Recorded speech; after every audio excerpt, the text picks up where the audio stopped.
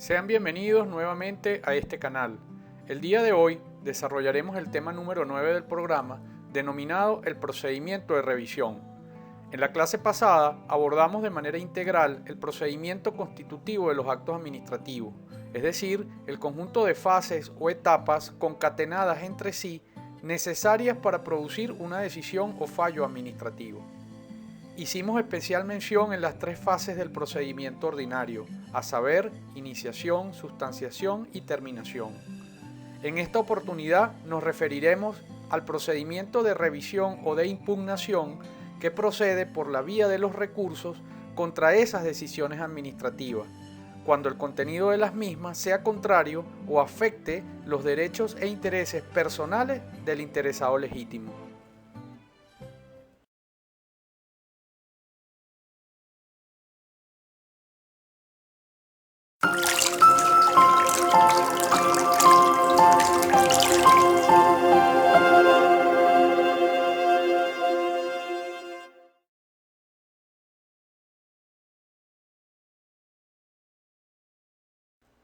El contenido del tema que vamos a desarrollar será el siguiente.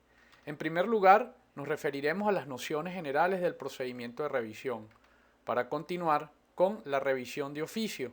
En este punto desarrollaremos la revocatoria, la convalidación, la declaración de nulidad y la corrección de errores materiales.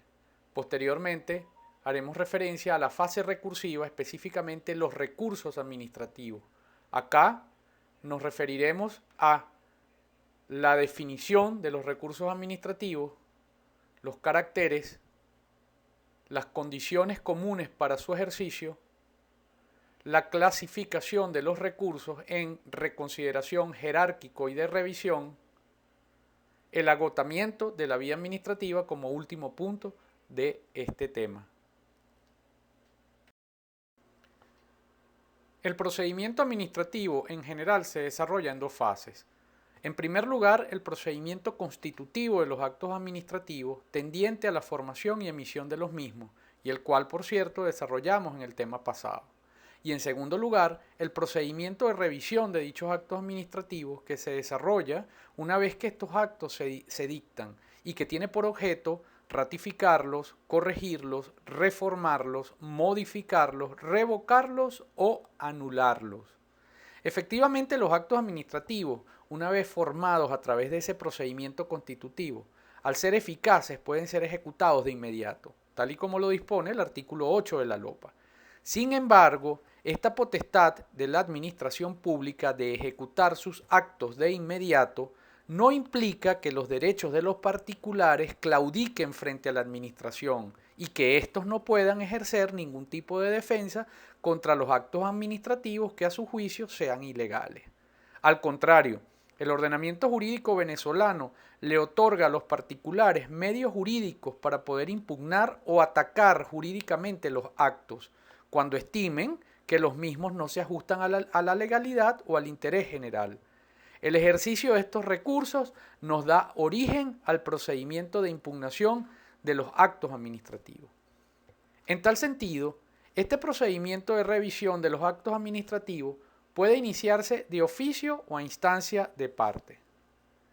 Cuando se inicia de oficio, lo hace en atención al principio de autotutela administrativa, que no es otra cosa que la potestad que tiene la administración pública de revisar sus propias actuaciones.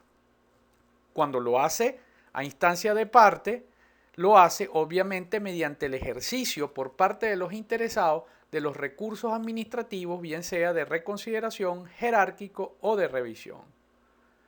Es importante destacar también que un sector importante de la doctrina incluye un cuarto recurso, específicamente el de reclamo contra las omisiones, los retardos e incumplimientos de los funcionarios, según lo establecido en el artículo 3 de la LOPA. En términos generales, nuestro ordenamiento jurídico regula dos tipos de procedimientos de revisión de los actos administrativos. Por una parte, un procedimiento administrativo de impugnación que tiene lugar ante la propia administración pública con motivo del ejercicio de los recursos contra los actos administrativos previstos en la LOPA. Y por otra parte, un procedimiento de impugnación de carácter jurisdiccional que se desarrolla por ante los tribunales contenciosos administrativos competentes. Tal y como ya se indicó, en atención al principio de autotutela, la administración pública puede de oficio revisar sus propios actos bajo las siguientes decisiones. En primer lugar, bajo la figura de la revocatoria. De acuerdo con el artículo 82 de la LOPA, los actos administrativos que no originen derechos subjetivos o intereses legítimos, personales o directos a favor de particulares, pueden ser revocados en todo o en parte en cualquier momento por la administración, alegando sencillamente razones de oportunidad o conveniencia, sea por la misma autoridad que los dictó o por el superior jerárquico. En segundo lugar, por la vía de la convalidación. En este sentido, la administración puede regularizar mediante un acto administrativo posterior un acto administrativo irregular. Así se desprende del artículo 81 de la LOPA. Los actos administrativos anulables son los únicos que pueden ser objeto de convalidación, mas no así los actos viciados de nulidad absoluta. La convalidación procede en cualquier momento, es decir, no importa el tiempo que haya transcurrido desde la publicación o la notificación del acto administrativo. En tercer lugar, tenemos la declaración de nulidad. Según el artículo 83 de la LOPA, la administración puede, de oficio o a solicitud de parte interesada, reconocer o declarar la nulidad absoluta de los actos administrativos dictados por ella misma, en cualquier momento, cuando estuvieren viciados de nulidad, conforme a las disposiciones del artículo 19 de la LOPA. Y en último lugar, la corrección de errores materiales. A tales efectos, el artículo 84 de la LOPA prevé la posibilidad de que la administración en cualquier momento pueda corregir o rectificar los errores materiales de hecho, de cálculo o los errores aritméticos en los que hubiere incurrido a la hora de configurar los actos administrativos. Corresponde ahora desarrollar la fase recursiva, es decir, el procedimiento de revisión o impugnación que se inicia a instancia de parte mediante el ejercicio de los recursos administrativos. En tal sentido, es necesario primero definir lo que se entiende por recursos administrativos en líneas generales. A tales efectos, son muchas las definiciones que al respecto nos aporta la doctrina. Así, por ejemplo, para Eloy Lares Martínez, los recursos administrativos son los medios de impugnación de los actos administrativos intentados ante un órgano de la administración pública que puede ser el propio autor o su superior jerárquico. Por su parte, para Sayagues Lazo, son los distintos medios que el derecho establece para obtener que la administración en vía administrativa revise un acto y lo confirme, lo modifique o lo revoque. Para la doctora Hildegard Rondón de Sansó, los recursos administrativos son los procedimientos de segundo grado a través de los cuales los afectados por un acto administrativo lo impugnan ante el órgano que lo dictó u otro de superior jerarquía. Para Alan Bruber Carías, los recursos administrativos son aquellos medios de impugnación de los actos administrativos que tiene el interesado para pedir formalmente la revisión de los actos administrativos ante la administración cuando del acto se generen situaciones que lesionen algún derecho o interés legítimo, personal y directo del particular. Y por último, la definición aportada por esta cátedra, según la cual los recursos administrativos son los medios de impugnación o de ataque contra aquellos actos administrativos que lesionan los intereses personales, legítimos y directos de un particular. En cuanto a la naturaleza de los recursos administrativos, es importante destacar que la tesis predominante los considera como un derecho del interesado, que forma parte de la garantía constitucional a la defensa. Otra tesis los considera como medios procedimentales de defensa de los derechos de los individuos ante las autoridades públicas. Este criterio es el mayormente aceptado, pues el procedimiento en sí no puede ser calificado como un derecho, sino como un medio que le permite al particular rebelarse ante la conducta ilegítima de la administración.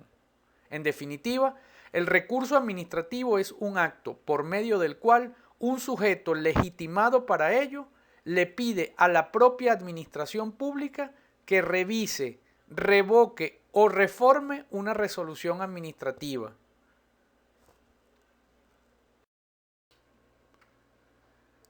Las características de los recursos administrativos son las siguientes. En primer lugar, constituyen manifestaciones de disconformidad o discrepancia, medios de ataque, de impugnación o de reclamación, que están dirigidos contra actos administrativos formales, verdaderos y propios, y no contra simples actuaciones. Además, se ejercen en vía administrativa contra un órgano de la administración pública, que puede ser el propio autor del acto atacado o su superior jerárquico. Y por último, tienen por finalidad obtener la revocación, la reforma o la sustitución del acto impugnado. Ahora bien, con respecto a las condiciones comunes para el ejercicio de los recursos, en primer lugar debemos hablar de los legitimados activos, es decir, de quienes pueden intentarlo. En este sentido, solo pueden atacar un acto administrativo las personas afectadas en sus derechos e intereses, es decir, los interesados legítimos, entendidos estos como aquellos sujetos que invoquen un derecho subjetivo lesionado por el acto impugnado, o bien un interés legítimo, personal y directo en los efectos de ese acto. Esta cualidad de legitimados activos está prevista en el artículo 85 de la LOPA. El segundo elemento que debe analizarse son los actos recurribles, es decir, contra qué actuaciones pueden intentarse los recursos. Igualmente, de conformidad con el mismo artículo 85 de la LOPA, solo pueden intentarse los recursos administrativos contra aquellos actos que se encuentren en las siguientes situaciones. En primer lugar, que pongan fin a un procedimiento, es decir, cuando se trate de actos definitivos que expresen la voluntad del órgano competente. En segundo lugar, contra actos que hagan imposible la continuación del procedimiento, es decir, cuando se trate de decisiones incidentales y no de fondo que tiendan a poner fin al procedimiento. En tercer lugar, sobre actos que causen indefensión al recurrente, al interesado. Y en último lugar, sobre actos administrativos que prejuzguen lo definitivo, es decir, cuando se anticipe la decisión del órgano sobre el fondo del asunto. Otro elemento que es necesario analizar como condición común para el ejercicio de los recursos administrativos es las formalidades, es decir, el cómo deben intentarse esos recursos.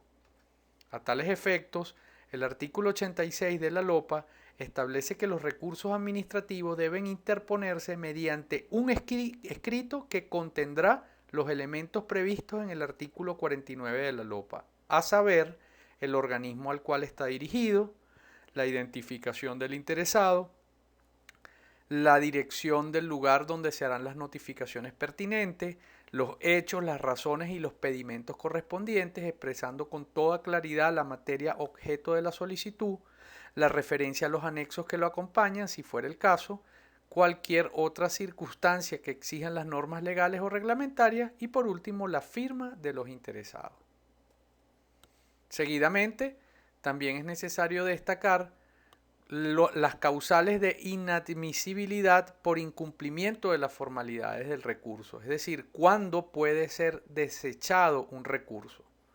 De acuerdo con la primera parte del artículo 86 de la LOPA, los recursos administrativos que no contengan los elementos previstos en el artículo 49 EIUSDEN no serán admitidos. No obstante, el órgano que tome esta decisión deberá motivarla y notificársela al interesado. Y por último, con respecto a las condiciones comunes para el ejercicio de los recursos, está el alcance de la decisión o los poderes del órgano decisor. ¿Cuál es ese alcance en la decisión de un recurso? En tal sentido, el órgano que decide los recursos, tanto el de reconsideración como el jerárquico, tiene poderes muy amplios. En consecuencia, podrá confirmar, modificar o revocar el acto impugnado, así como también ordenar la reposición de la causa en caso de que existan vicios en el procedimiento, sin perjuicio, por supuesto, de la facultad que tiene para convalidar los actos anulables. Esto está configurado en el artículo 90 de la LOPA. Seguidamente nos referiremos a la clasificación de los recursos administrativos. En tal sentido, la LOPA prevé 3 tipos de recursos administrativos. En primer lugar, el recurso de reconsideración, contemplado en los artículos 94 y 91. En segundo lugar, el recurso jerárquico, previsto en el artículo 95 y 96 de la LOPA. Y en tercer lugar, el recurso extraordinario de revisión, regulado en los artículos del 97 al 99 de la LOPA. Con respecto al recurso de reconsideración, es necesario en primer lugar evaluar cuáles son los actos recurribles. En tal sentido, el artículo 94 establece que este medio de impugnación, este recurso, solo procede contra los actos administrativos de efectos particulares.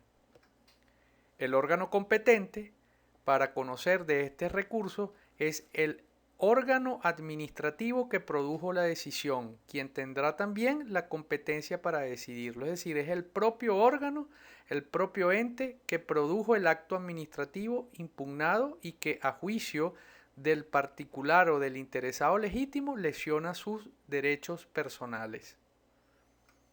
El lapso para intentarlo o la oportunidad para intentarlo es dentro de los 15 días hábiles siguientes a la notificación del acto al interesado. El lapso para decidirlo dependerá de si el acto pone o no fin a la vía administrativa. Si el acto pone fin a la vía administrativa, el mismo será decidido dentro de los 15 días hábiles siguientes a su interposición. Pero si no pone fin a la vía administrativa, deberá decidirse dentro de los 90 días hábiles siguientes a su interposición. El tipo de decisión que produce el órgano administrativo que conoce el recurso puede ser de confirmación, revocación, convalidación o también puede ordenar la reposición de la causa si se comprobaren vicios en el procedimiento. Con respecto al carácter previo de este recurso, cabe destacar que la decisión del mismo o el silencio rechazo, es decir, el vencimiento del lapso para la decisión sin haberlo decidido, constituyen condiciones de admisibilidad del recurso jerárquico. Es decir, es necesario intentar primero el recurso de reconsideración para luego proceder a intentar el recurso jerárquico. Caso contrario, este último no será procedente. Con respecto al recurso jerárquico, contemplado en los artículos 95 y 96, se establecen 3 tipos. En primer lugar, el recurso jerárquico propio, que es aquel que se interpone ante el órgano de jerarquía superior al que dictó la resolución administrativa. Este recurso será conocido o será decidido por el superior jerárquico del órgano adscrito a la administración central o descentralizada. En segundo lugar, tenemos el recurso jerárquico impropio o de adscripción. Es aquel que se intenta contra los actos administrativos de los órganos superiores de los institutos autónomos por ante el respectivo Ministerio de Adscripción. Este recurso lo conocerá el ministro o el Ministerio de Adscripción del Instituto Autónomo. Y en tercer lugar, tenemos el recurso jerárquico de hecho, que es aquel que procede por ante el órgano superior cuando el inferior se niega a oír el recurso jerárquico propio o cuando no suspende los efectos del acto objetado. Este recurso lo conoce el superior jerárquico del órgano que se negó a oír el recurso.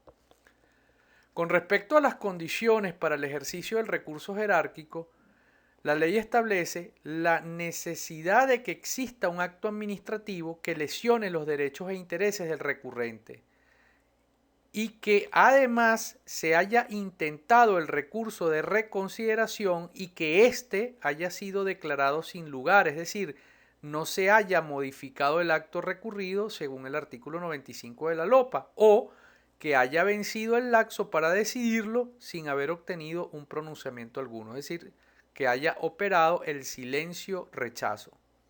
Y en tercer lugar, que el acto administrativo o que el recurso, perdón, sea intentado dentro de los 15 días hábiles siguientes a la decisión o al silencio rechazo del recurso de reconsideración. Con respecto al recurso jerárquico, es necesario analizar el caso de los institutos autónomos. En este sentido, los institutos autónomos no dependen jerárquicamente de los órganos adscritos a la administración. Por lo tanto, contra los actos administrativos emanados de sus órganos superiores, solo pueden recurrirse ante la administración activa en casos excepcionales. Como regla general, los actos emanados de los institutos autónomos deben impugnarse en principio mediante el recurso de reconsideración. Luego, si este no es decidido o simplemente es decidido en forma contraria a lo solicitado, debe intentarse el recurso jerárquico ante los órganos superiores. Y por último, debe incoarse el recurso jerárquico de adscripción ante el ministro respectivo si no se obtuvo una decisión favorable por parte del superior de la entidad autónoma. Y por último, tenemos el recurso extraordinario de revisión, contemplado en los artículos 97, 90, 98 y 99. Con respecto a este recurso, su naturaleza es la siguiente. Como ya lo expliqué, este medio de impugnación tiene carácter extraordinario y no es obligatorio a los efectos de poder intentar tanto el recurso de reconsideración como el jerárquico, es decir, procede de manera excepcional por circunstancias sobrevenidas o que fueron ignoradas al momento en que fue dictado el acto impugnado. ¿Cuáles son los actos recurribles para que proceda el recurso de revisión? Este recurso obviamente procede contra aquellos actos administrativos firmes contra los cuales no cabe ya el recurso jerárquico, bien porque se venció el lapso para decidirlo, es decir, operó el silencio administrativo rechazo, o bien porque simplemente fue decidido. Los supuestos de procedencia de este recurso son los siguientes. En primer lugar, cuando hubieren aparecido pruebas esenciales para la resolución del asunto que no estaban disponibles para la época de la tramitación del expediente. En segundo lugar, cuando en la resolución hubieran influido en forma decisiva documentos o testimonios que han sido declarados falsos por sentencia judicial definitivamente firme. Y en tercer lugar, cuando la resolución hubiese sido adoptada por cohecho, violencia, soborno o cualquier otra manifestación fraudulenta y ello hubiere quedado establecido así en una sentencia judicial definitivamente firme. El lapso para intentarlo es básicamente dentro de los 3 meses siguientes a la fecha de la sentencia que determinó la falsedad de las pruebas con que se sustanció el procedimiento y o el fraude de la resolución tomada. O también puede intentarse dentro de los 3 meses siguientes, contados a partir del momento en que se obtuvo noticia de la existencia de pruebas esenciales sobrevenidas que no fueron valoradas en la sustanciación del procedimiento. El lapso para decidirlo, pues establece la LOPA que este recurso extraordinario será decidido dentro de los 30 días siguientes a la fecha de su presentación. Ya para concluir con el tema número 9 del programa, haremos referencia al agotamiento de la vía administrativa. En tal sentido, constituye el agotamiento un principio general en materia de procedimientos administrativos que consiste básicamente en la necesidad de agotar la vía administrativa antes de que se pueda plantear la revisión judicial de un acto administrativo impugnado. En efecto, en la mayoría de los ordenamientos jurídicos de América Latina se exige como condición de admisibilidad de los recursos contenciosos administrativos el agotamiento previo de la vía administrativa, lo que en muchos casos exige también el ejercicio previo de los recursos administrativos. En consecuencia, se trata pues de un privilegio que ostenta la administración pública de poder revisar sus propios actos administrativos antes de someterlos al control judicial. Sin embargo, la Sala Constitucional del Tribunal Supremo de Justicia, en sentencia número 130 del 20 de febrero de 2008, reiteró el criterio según el cual, una vez obtenida la decisión del recurso de reconsideración o de haber operado el silencio administrativo, se podrá acudir a la jurisdicción contenciosa administrativa sin necesidad de haber agotado la vía administrativa. Precisó la Sala que la Ley Orgánica del Tribunal Supremo de Justicia eliminó el requisito previo de agotamiento de la vía administrativa como un presupuesto necesario para la admisión de los recursos contenciosos administrativos de nulidad contra un acto administrativo de efectos particulares. Seguidamente, nos referiremos a la procedencia de la vía contenciosa administrativa y en tal sentido, conforme lo establecido en los artículos 92 y 93 de la LOPA, se podrá acudir a la vía contenciosa administrativa en los siguientes casos. En primer lugar, cuando se intentaron todos los recursos que ponen fin a la vía administrativa y estos fueron resueltos en forma contraria o desfavorable para el recurrente.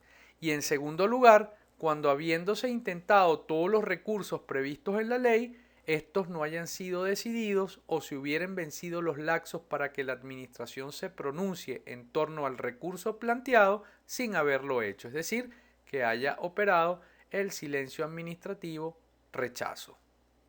De esta manera, hemos culminado con el tema número 9 del programa. Espero que el contenido del mismo sea del completo interés de todas y todos.